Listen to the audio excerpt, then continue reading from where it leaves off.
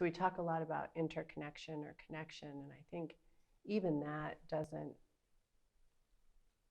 touch on or tap into what is possible. I think maybe interpenetration would be a better term, or Jessica Benjamin talks about intersubjectivity, which I think is a beautiful term, where we're both subject and object, relating. And there's this other idea, I don't know if you're familiar with Indra's net, some of you might be.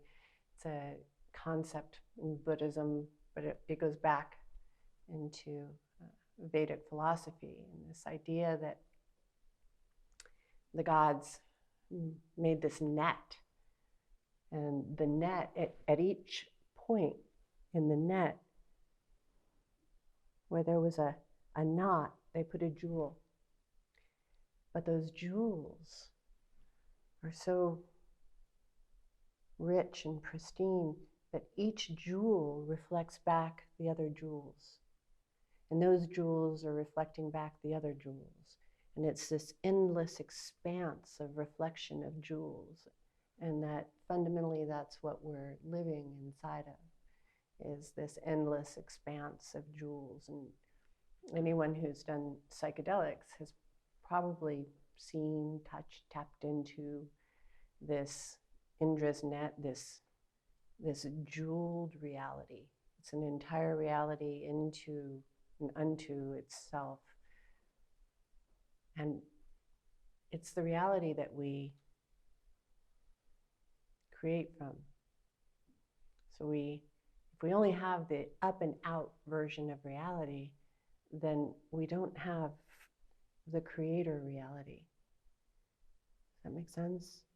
We don't have the womb of reality, and so it's limited in a certain way.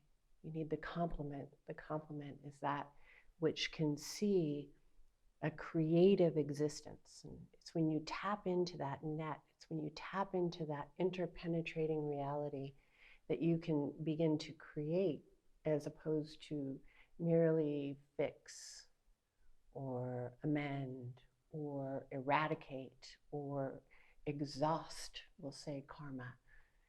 What you can do is begin to absorb it and create with it. Well, that's a pretty different way of looking at it. If you look at our culture, almost everything is rooted in how do we fix this? How do we fix this? And I'd say that if you come from that mindset, if you come from that perspective, how do we fix this? Then the best you get is fixed. You get a fixed, broken reality.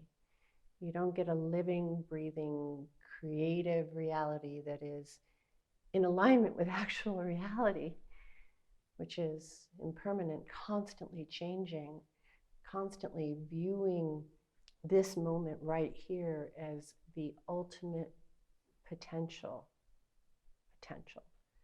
I also want to say we get this idea when we talk about emptiness that it's a static reality. In Zen, we talk about emptiness. There's this notion that it's kind of like you trekked along and you made it to emptiness, and now you can retire and it's done.